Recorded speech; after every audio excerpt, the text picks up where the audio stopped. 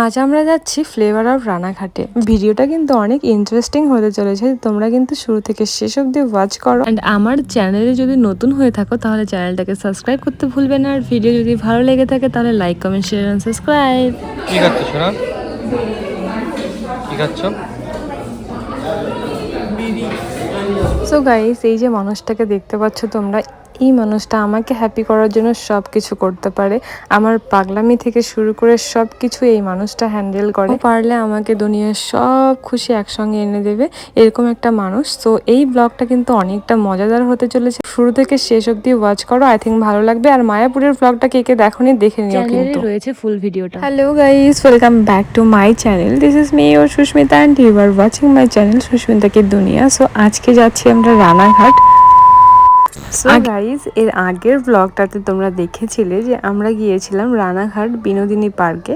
So এই জায়গাটা পুরোটা ঘুরতে ঘুরতেই আমরা প্ল্যান করেছিলাম যে এখান থেকে আমরা চলে যাব ফ্লেভার অফ রানাঘাটে, যেটা তোমাদের আগের ভিডিওতেও আমি বলেছিলাম। সো কারা কারা গিয়েছো এই বিনোদিনী পার্কে আর ফ্লেভার অফ রানাঘাটে আমাকে কিন্তু কমেন্টে নিশ্চয়ই জানিও। সো আমরা এখানে ঘোরাঘুরি করার পরে এখান থেকে বেরিয়েই কিন্তু আমরা টোটো ধরে নিয়েছিলাম, কারণ এখান থেকেই পাওয়া যায় টোটো। সো আমরা একদম টোটো ধরে চলে গিয়েছিলাম ফ্লেভার অফ রানাঘাটে। সো তোমরা চাইলে কিন্তু একটু বেশি টাকা দিয়ে একদম এখান থেকে বিনোদিনীর পার্কের বাইরে থেকেই কিন্তু তোমরা চলে যেতে পারো ফ্লেভার অফ রানাঘাটে। সো আমরা ওখান থেকে টোটো করে এখানে চলে এসেছি।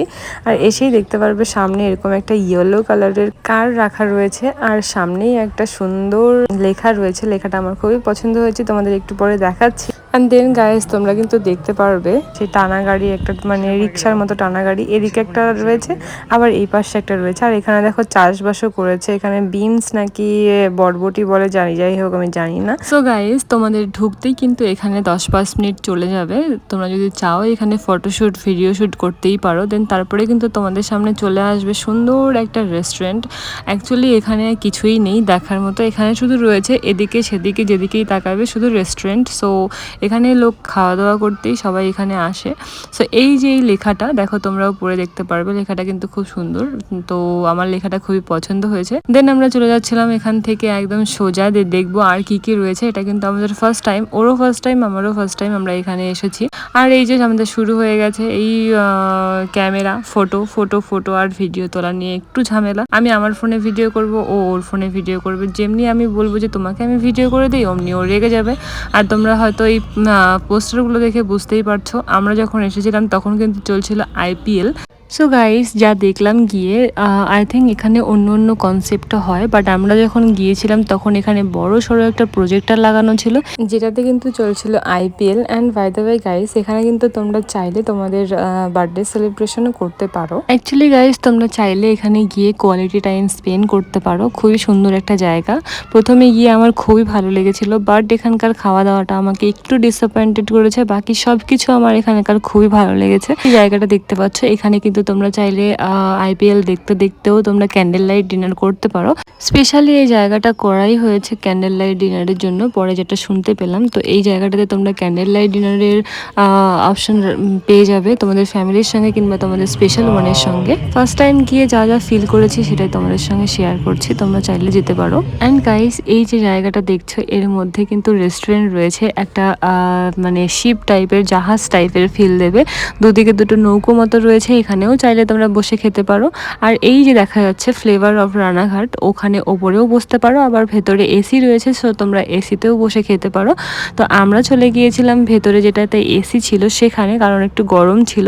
তো সব কিছুই ভালো, সব সুন্দর, একদম নিট অ্যান্ড ক্লিন সব কিছুই। বাকি আমরা খেয়েছিলাম বিরিয়ানি, সেটা আমার একদম ভালো লাগেনি। ওটাই আমি বলছিলাম যে খাবারে ডিসঅ্যাপয়েন্টেড করেছে, বাকি সব কিছু এখানকার ভালোই লেগেছে। অ্যান্ড গাইস, এই যে মানুষটাকে দেখতে পাচ্ছ তোমরা, এই মানুষটা আমাকে অত্যন্ত ভালোবাসে, যেটা আমি কখনো ভাষায় প্রকাশ করতে পারবো না। আর আমাকে হ্যাপি করার জন্য এই মানুষটা সবকিছু করতে পারে। আর আমার প্রতি যে এত কেয়ারনেস, এত ভালোবাসা, সেটা আমাকে তাকে একটা সেকেন্ডেও ভুলে থাকতে দেয় না। এখন আমি যখন ভিডিওটা এডিট করছি সে আমার কাছে নেই, বাট তার প্রেজেন্স আমি সবসময় ফিল করতে পারি। হ্যাঁ, আমাদের long distance relationship, long distance তো কি হয়েছে, লং ডিস্টেন্সেও সবসময় প্রেজেন্স ফিল করা যায়। Love you baby for everything, thank you. কি খাচ্ছ সোনা? কি খাচ্ছ? জাস্ট আমাকে হ্যাপি করার জন্য সাডেনলি একটা প্ল্যান করে নিয়েছিল যে আমরা পার্কে ঘুরতে যাব। পার্কে গিয়ে ওখানে আমার ওর হয়তো এরকম মনে হয়েছে যে পার্কটা তো ছোট, এখন আমাদের বাড়ি চলে যেতে হবে, তাহলে আমরা আরেকটা কোথাও ঘুরতে যাই। তো সাডেনলি ওখানে গিয়ে ওর প্ল্যান করে। সো দেন তারপরে ও জানতে পারে যে ফ্লেভার অফ রানাঘাট, ও যদিও ওখানকার বাট ও অতটা ও চেনে না। বন্ধুদের কাছে আর ইউটিউবের কাছে সাহায্য ওকে নিতেই হয়। জাস্ট আমাকে কোনো রকমের রাজি করিয়েছে যে চলো, আমিও যাইনি তুমিও যাওনি, তো দুজনেই একসঙ্গে ঘুরেও আসি। সঙ্গে আমার পাগলামি, আমার কি ফিল হচ্ছে, আমার কিসের দরকার, আমি কোন জিনিসটায় রেগে যাচ্ছি, কোন জিনিসটা আমার ভালো লাগছে, ও সব কিছুর কেয়ার রাখে। ওর এইসব জিনিসগুলো আমাকে অনেকটা মুগ্ধ করে, আরও ওর প্রতি অনেকটা মায়া বাড়িয়ে দেয়। Angel, one for everyone.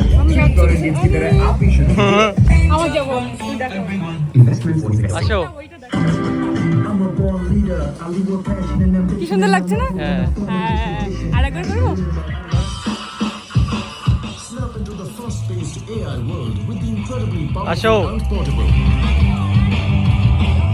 So guys, আর একবার করব বলে আমি মিনিমাম 10-15টা ভিডিও এখানে বানিয়ে নিয়েছি।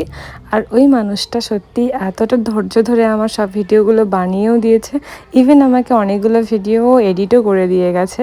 তো এই হচ্ছে আমাদের জীবন কাহিনী, এইভাবেই চলছে সব কিছু।